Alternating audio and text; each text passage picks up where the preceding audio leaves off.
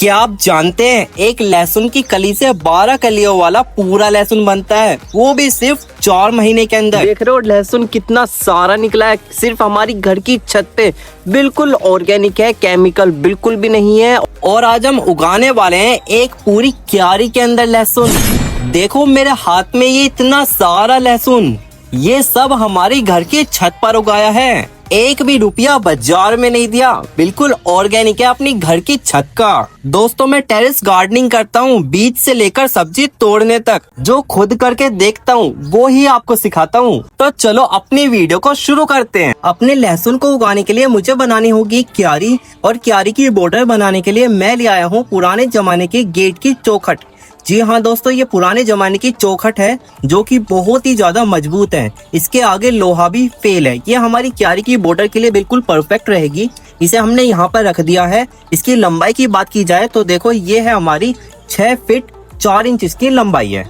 ठीक है, अब जो हमारी क्यारी के आगे का ओपन एरिया है इसे हम कवर करने वाले हैं ईंटों से। हम एक लाइन ईंट की बिछा रहे हैं। देखो 4 ईंट रख गई है, एक लाइन इसके ऊपर भी लगा देते हैं जिससे कि हमारी चौखट के बिल्कुल बराबर आ जाए। और यहाँ देखना ये आपस में फंस भी गई है, यानी कि जुड़ गए हैं। तो हमारी क्यारी की बॉर्डर बन के हो गई है तैयार। 2 साइड हमारी दीवार ने ले ली, एक साइड चौखट ने और एक साइड हमारी ईंटों ने। अब मैं डायरेक्ट छत के ऊपर मिट्टी नहीं डालूंगा, यानी कि मैं ले आया हूँ ये ब्लैक रबर की शीट अपनी क्यारी को अंदर से कवर करने के लिए। मैं छत तो कवर करूंगा ही करूंगा, बल्कि अपनी दोनों साइड की दीवार, चौखट और ईंट की साइड से भी कवर करने वाला हूँ। तो देखना हमने कवर कर दिया है और साथ ही में इसके अंदर ड्रेनेज होल भी बना दिया है। देखो ये रहे 3 ड्रेनेज होल, 3 ड्रेनेज होल यहाँ पर है, 3 ड्रेनेज होल यहाँ पर है, यानी कि बहुत सारे मैंने इसके अंदर ड्रेनेज होल भी करे हैं। तो ये क्यारी बिल्कुल परफेक्ट हो चुकी है। यहाँ रखे हैं हमारे पुराने गमले के टूटे हुए फिट्टूस, यानी कि जो गमले टूट जाता है उसके जो पीस है मैं उन्हें ही फिट्टूस बोल रहा हूँ। इन्हीं से ही हम अपने ड्रेनेज होल को कवर करने वाले हैं। तो हमने ड्रेनेज होल कवर कर दिए हैं। अब आपको पता भी चल रहा होगा कि मैंने कहाँ कहाँ ड्रेनेज होल बनाए थे। यहाँ रखा है हमारा सॉइल मिक्स, यानी कि ये आ जाती है गार्डन सॉइल 50%। ये मेरी ही गार्डन की मिट्टी है जो कि गमलों की निकली हुई है। उपजाऊ मिट्टी है, भुरभुरी मिट्टी है, यानी कि अच्छी मिट्टी है। आपको भी ऐसी ही मिट्टी लेनी है। और यहाँ रखा है ये 50% काउडंग कंपोस्ट। आप इसकी जगह वर्मी कंपोस्ट भी ले सकते हो। बस इन दोनों आइटम को बिल्कुल अच्छे से मिला लेना, आपका सॉइल मिक्स बन के हो जाएगा तैयार। अगर आपकी मिट्टी पानी डालने के बाद सख्त हो जाती है, यानी कि पत्थर बन जाती है, तो आपको गार्डन सॉइल 30% लेना है और 20% आपको सैंड लेना है, यानी कि रेत, जो कंस्ट्रक्शन में यूज होता है। आपकी मिट्टी कभी पत्थर नहीं बनेगी, बिल्कुल भुरभुरी रहेगी। तो हमारा सॉइल मिक्स बनके हो गया तैयार। तो चलो इसे अपनी क्यारी में डालते हैं। आप ध्यान देना कि इसके अंदर कितनी मिट्टी भरी जा रही है। जो मैंने डब्बा लिया है उसका साइज है 12 इंच। जो हमारा ब्लैक प्लास्टिक पोट होता है 12 इंच, मैं उसी की बात कर रहा हूँ।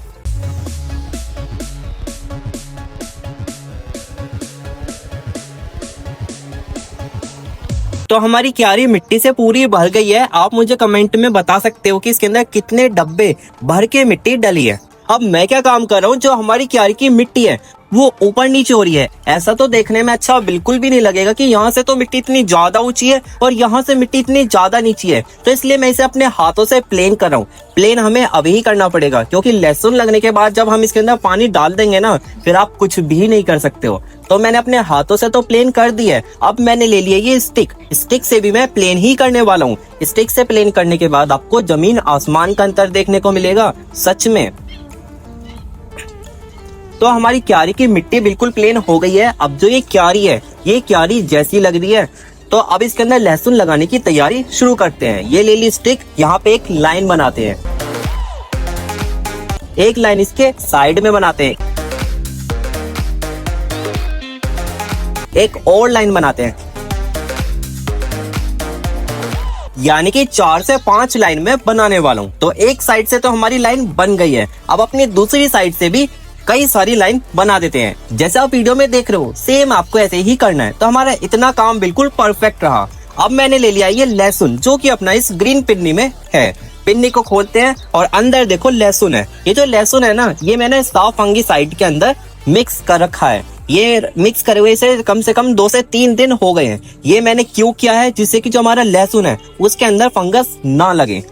तो ये उठा लिया मैंने पहला लहसुन। इसकी एक एक कली को अलग अलग करते हैं।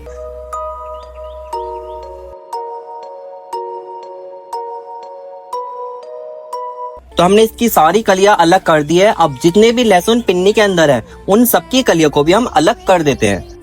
तो हमने अपनी लहसुन की सारी कलियों को अलग कर दिया है। यहाँ रखे हैं इसके ये छिलके, और पिन्नी के अंदर जो ये साफ फंगी साइड है ये बेकार नहीं है, इसे हम आगे यूज कर सकते हैं पौधों में। तो चलो इन सारी लहसुन की कलियों को अपनी क्यारी में लगाना शुरू करते हैं। लहसुन की बुआई की बात की जाए तो अक्टूबर से लेकर नवंबर के बीच में आप कभी भी उगा सकते हो। Through the wastelands, through the highways, till my shadow turns to sun rays, and on we'll go. Through the wastelands, through the highways, and on we'll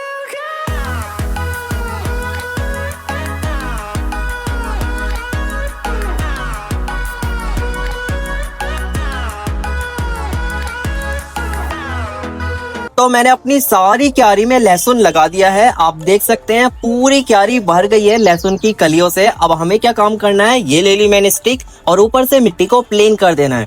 ध्यान रखना लहसुन अपनी जगह से हिलना नहीं चाहिए, जहां हमने लगाया है वहीं पे वो होना चाहिए।